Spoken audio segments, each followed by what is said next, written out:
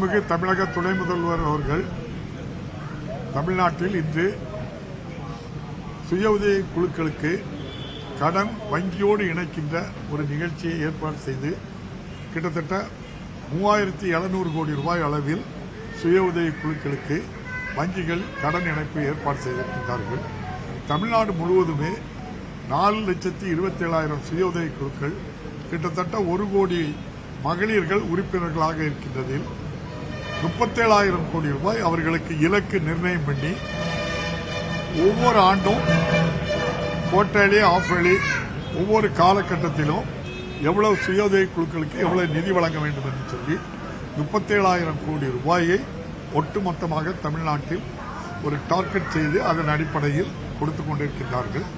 நம்முடைய மாவட்டத்தை பொறுத்தளவில் 9 ஊராட்சி ஒன்றியங்கள், 204 கிராம ஊராட்சிகள், 5,902 சுய உதவி குழுக்கள், அதேபோல ஒரு மாநகராட்சி, 3 நகராட்சி, 17 பேரூராட்சிகளில் கிட்டத்தட்ட 4,598 சுய உதவி குழுக்கள் ஆரம்பிக்கப்பட்டிருக்கின்றன. இன்று மட்டும் அவர்களுக்கு 64 கோடியே 22 லட்சம் ரூபாய் வங்கிக் கடனோடு அவர்களுக்கு இணைப்பு வழங்கப்பட்டிருக்கிறது. பெண்கள்லாம் மகிழ்ச்சியாட்டு சமூக பொருளாதார நிலையை ஒட்ட வேண்டும், அதிகாரத்தோடு ஆற்றலோடு அவர்கள் செயல்பட வேண்டும். தனக்கு வேலைவாய்ப்பு மட்டுமல்ல, தானே பல பேருக்கு வேலைவாய்ப்பு கொடுக்க வேண்டும் என்ற திட்டத்தோடு சிறப்பாக நம்முடைய தமிழ்நாடு அரசு அந்த துறையை வைத்திருக்கின்ற மாண்புமிகு துணை முதல்வர் அவர்கள் சிறப்பாக இதை வழிநடத்துகின்ற காரணத்தினால் பெண்கள் மகிழ்ச்சியோடு தொழில் செய்து இந்தியாவிலே முதலிடத்தில் இருப்பது பெருமையாக இருக்கின்றது. நன்றி, வணக்கம். 11 ஆண்டு கால பிஜேபி ஆட்சியில் தமிழகத்திற்கு 10 லட்சம் கோடி நிதி வழங்கிவிட்டோம், நிதியை வழங்கவில்லை சொல்றாங்க. ஆனால் நிர்மல நிதி தமிழகத்துக்கு நம்ம இந்த மண்ணின் மைந்தர் அவர் சொன்னதுக்கு அவருக்காக பதில் நம்ம சொல்ல முடியாது. ஆனால் ஒட்டுமொத்தமாக பாரதிய ஜனதா ஆட்சி காலத்தில் பாதிக்கப்பட்ட மாநிலம் தமிழ்நாடு. ஒன்றிய அரசால் பாதிக்கப்பட்டிருக்கிறது நிதி ஒதுக்குவதில். அவங்க பொதுவா 10 லட்சம் கோடி தந்தேன், 20 லட்சம் கோடின்னு சொல்லுவாங்களே தவிர எந்த திட்டத்துக்கு நிதி கொடுத்தேன்னு சொன்னா அதுக்கு சொல்ல மாட்டாங்க. இப்ப உதாரணமா மதுரையில எய்ம்ஸ் மருத்துவமனை ஆரம்பிச்சு அடிக்கல் நாட்டது மாண்புமிகு பாரத பிரதமர். இதே பாரத பிரதமர் தான். இன்னும் நயா பைசா நிதி ஒதுக்கல, அந்த கட்டடத்தையும் காட்டல. அப்படி சொல்றாங்க. நாங்களும் தான் எத்தனை வருஷமா ஐயா அடிக்கல் நாட்டின காலம் முதல் இதுவரை கேட்டுட்டு இருக்கோம், காணல. அது உதாரணத்துக்கு சொல்றேன். நம்முடைய தமிழ்நாட்டினுடைய ரயில்வே திட்டங்களுக்கு ஒதுக்கப்பட்ட நிதியை 701 கோடி ரூபாயை திரும்ப கொண்டு போயிட்டாங்க. இது உங்களுக்கு தெரிஞ்சிருக்கும்ல, நீங்க தானே பத்திரிகையில் எழுதி அதை திரும்ப கொண்டு போயிட்டாங்கன்னு சொல்லி. அப்போ இது மாநில அரசு வஞ்சிக்கப்படுதுல்ல. அதே போல நம்முடைய அந்த சென்னையில் மெட்ரோ ட்ரெயின் திட்டம், 2வது மெட்ரோ ட்ரெயின் திட்டத்தை நம்முடைய உள்துறை அமைச்சர் அவர்கள் தான் எடப்பாடி ஐயா முதல்வராக இருக்கும்போது அந்த திட்டத்தை ஆரம்பிச்சாங்க. அனுமதி கொடுக்கல, மத்திய அமைச்சரவை ஒப்புதல் கொடுக்கல, அதற்கு எந்த விதமான நிதியும் கொடுக்கல. இன்றைய முதல்வர் எவ்வளவு கோடி இப்படித்தான். இதுதான் பிஜேபியினுடைய நிலை. 63,000 கோடி ரூபாய் கொடுத்திருக்கேன்னு சொல்லுவாங்க. கொடுத்தது எவ்வளவு தெரியுமா? 63,000 கோடி ரூபாய் மொத்த திட்டம். ஒன்றிய அரசு கொடுத்திருக்கிறது 7,000 கோடி ரூபாய், மாநில அரசு கொடுத்திருக்கிறது 21,000 கோடி ரூபாய். மீதி பணம் கடனா வாங்கியிருக்கு. அந்த கடனை திரும்ப செலுத்துவதில் ஏதேனும் பிரச்சனைகள் ஏற்பட்டா அந்த பணத்துக்கும் முழு பொறுப்பு யாரு? மாநில அரசு தான் முழு பொறுப்புன்னு சொல்லி ஒன்றிய அரசு ஒப்பந்தம் போடும்போது போட்டிருக்கு. அப்படின்னு சொன்னா 7,000 கோடி ரூபாயை தந்துட்டு 63,000 கோடி ரூபாய்ன்னு சொல்லி எல்லாரும் சொல்லுவாங்கன்னா இது என்ன நியாயம்னு தான் உங்ககிட்ட கேட்க. இதுக்கு நீங்க விளக்கம் சொல்லுங்க, யார்கிட்டயா கேட்டு சொல்லுங்க அவங்ககிட்ட போய். நான் சொல்றது உண்மையை மட்டும் நான் சொல்றேன். அடுக்குமாடி குடியிருப்பு நம்ம ஊர்ல தான் கட்டுறாங்க பாருங்க. 1,50,000 ரூபாய் தருவாங்க. ஒன்றிய அரசு 15 லட்சம் ரூபாய் ஒரு வீடு, அடுக்குமாடி குடியிருப்பு ஏழை கொடுக்கிற வீடு 1.5 லட்சம் ரூபாய் தந்திருந்தாங்க. மீதி பணத்துல 7.5 லட்சம் கோடி 8 லட்சம் ரூபாய் மாநில அரசு மாண்புமிகு முதல்வர் கொடுக்கின்றாங்க. மீதி பணம் பயனாளிகள், அந்த பயனாளி கொடுப்பதிலும் நம்முடைய மாண்புமிகு முதல்வர் இறக்கப்பட்டு அதுல பல பணங்களை குறைச்சிருக்காங்க. அப்போ இதுக்கு பேர் எப்படி வைப்பீங்க? கிராமப்புறத்துக்கு வாங்க, ஒரு வீட்டுக்கு 2.5 லட்சம் ரூபாய் அப்படின்னு சொன்னா 60,000 ரூபாய் மாநில அரசு ஒன்றிய அரசு தருது. வீட்டுக்கு பேரு பாரத பிரதமர் வீடு கட்டும் திட்டம். நியாயமாண்டி நீங்க தான் சொல்லுங்க. பாருங்க, ஒன்றிய அரசு தர வேண்டிய நிதி 4 வருஷமா தரல. எந்த நிதி? ஏழை பிள்ளைகள் படிக்கிறது மெட்ரிக் சிபிஎஸ்இ பள்ளியில 25% இட ஒதுக்கீடு, 60% தர வேண்டியதை தரல. ஒன்றிய அரசு மீது வழக்கு தொடர்ந்து தமிழக அரசு நேற்று முன்தினம் அந்த நிதியை ஒதுக்குங்கன்னு சென்னை மாண்புமிகு உயர்நீதிமன்றம் அனுப்பிச்சிருக்காங்க. இப்படி பொத்தாம் பொதுவா சொல்லுவாங்களே தவிர எந்த திட்டத்துக்கும் நிதியை என்ன செய்யறதில்லை, விடுவிப்பதில்லை. பாஜக தலைவர் திருநெல்வேலியில சற்று முன்னாடி பேசும்போது இந்தியாவில் இருக்கக்கூடிய எல்லாருமே இந்துக்கள் தானோ, இந்து அப்படிங்கிறது ஒரு மதம் இல்ல, அது ஒரு பண்பாடு அப்படின்னு சொல்றாரு. சபாநாயகர் அவங்க பார்வை என்ன சார்? நம்ம இந்தியாவில் இருக்கவங்க இந்தியர்கள் இது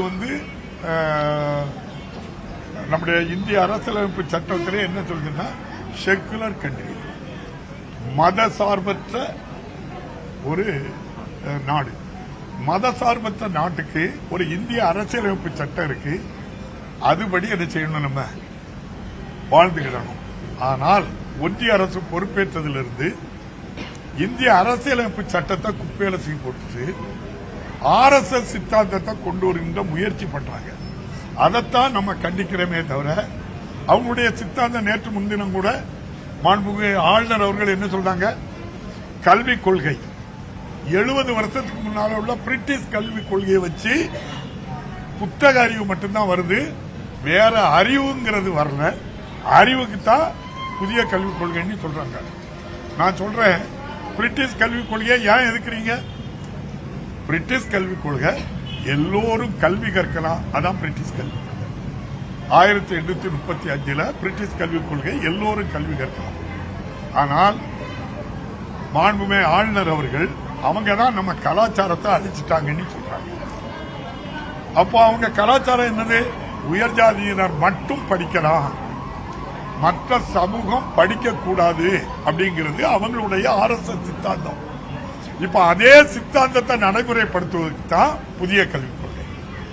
இப்ப இருக்கக்கூடிய கல்வி திட்டம் நம்முடைய மாணவ மாணவிகளுக்கு 10வது வகுப்பு பொதுத் தேர்வு, 12வது வகுப்பு பொதுத் தேர்வு. ஆனால் இப்போது புதிய கல்விக் கொள்கை 3வது வகுப்பு, 5வது வகுப்பு, 8வது வகுப்பில் பொதுத் தேர்வு தேர்ச்சி பெறவில்லை என்றால் உன்னுடைய தாய் தந்தர் கூலி வேலைன்னா கூலி வேலைக்கு போ, ஆடு மேய்க்க போனா நீனும் ஆடு மேய்க்க போ, மாடு மேய்க்க போனா நீனும் மாடு மேய்க்க போ, தூய்மை பணிக்கு உங்க அம்மா போனா நீனும் தூய்மை பணிக்கு போனா. இந்த கொடுமையைத்தான் ராஜாஜி அவர்கள் செய்தார்கள். மாண்புமிகு முன்னாள் முதல்வராக இருந்தவர்கள் தமிழ்நாடு தான் கொதிச்சு எழுந்து குலக்கல்வி திட்டம் அவர் கொண்டு வந்தது. அதே குலக்கல்வி திட்டத்தை தான் புதிய கல்விக் கொள்கை என்ற போர்வையில் ஒன்றிய அரசு கொண்டு வந்திருக்கின்றது. மாண்புமிகு முதல்வர் அவர்கள் ஒருபோதும் நான் ஏற்றுக்கொள்ள மாட்டேன், என் புள்ள ஃபெயில் ஆனா மீண்டும் காலை உணவு கொடுப்பேன், மதிய உணவு கொடுப்பேன், கட்டணமில்லா பஸ் கொடுப்பேன், புக்கு கொடுப்பேன், படிக்க வைப்பேன், அவனை உயர் பதவிக்கு கொண்டு வருவேன். ஒருபோதும் புதிய கல்விக் கொள்கையை ஏற்றுக்கொள்ள மாட்டேன். நீங்க இதை கேளுங்களா, இதை நீக்குங்களா பார்ப்போம். ஒன்றிய கல்விக் கொள்கை அப்போ RSS சித்தாந்தம், சனாதன தர்மம், ஒரு சமூகத்தை தவிர வேற யாரும் படிக்க கூடாதுங்க. என்ன நியாயம்? நன்றி.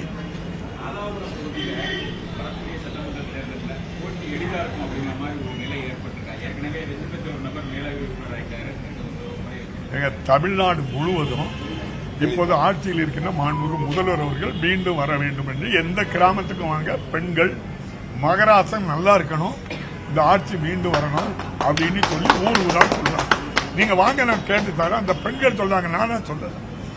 இன்னைக்கு கூட காலையிலே ரோஸ்மியாபுரத்தில் ஒரு நிகழ்ச்சி இருக்கும்போது மகராசன் நல்லா இருக்கணும் ஐயா, நாங்க எப்பவும் ஐயாவுக்கு தான் ஓட்டு போடுவோம் அந்த மக்கள் சொல்றாங்க. நாங்க என்ன செய்யறதுக்கு? அப்போ 234 அதான் மாண்புமிகு முதல்வர் அவங்களை தானே சொல்றேன். மீண்டும் அந்த ஐயா தான் வரணும்னு சொல்லி சொல்றாங்க. நீ சொல்ற அதனால நிச்சயமாட்டு 234 சட்டமன்ற தொகுதியையும் மாண்புமிகு முதல்வர் சொல்லுகிற வேட்பாளருக்கு வாக்களிப்பாங்க. தனியா தானே இருக்காங்க, யாருபடியும் கூட்டி சேரல ஆட்சியில. இல்ல திமுக கூட்டணியில் உள்ள கட்சிகளோடு பேச்சுவார்த்தை நடத்திட்டு இருக்கிறோம். திமுக கூட்டணியில் உள்ள கட்சிகளோடு பேச்சுவார்த்தை நடத்திட்டு இருக்கோம். விரைவில் வருவாங்க. ஆனா அதை இப்ப சொல்ல முடியாது. அப்படி யார் சொல்லலாம்? நயினார் நாகேந்திரன் இப்ப பேசியிருக்காங்க. அவங்க கூட வந்திருக்க ஐயா எதிர்க்கட்சி தலைவர் எடப்பாடி ஐயா கடைசி வரை அவங்க கூட இருப்பாங்களான்னு மட்டும் கேளுங்க. அவரு வேற முடிவு எடுத்தாச்சு. அப்படி சொல்லாங்க ஐயா. நீங்க என்கிட்ட வரவங்க நிறைய ஏடிஎம்கே எம்எல்ஏ என்கிட்ட பேசிக்கிட்டு இருக்காங்க. அவங்க சொல்லுவாங்க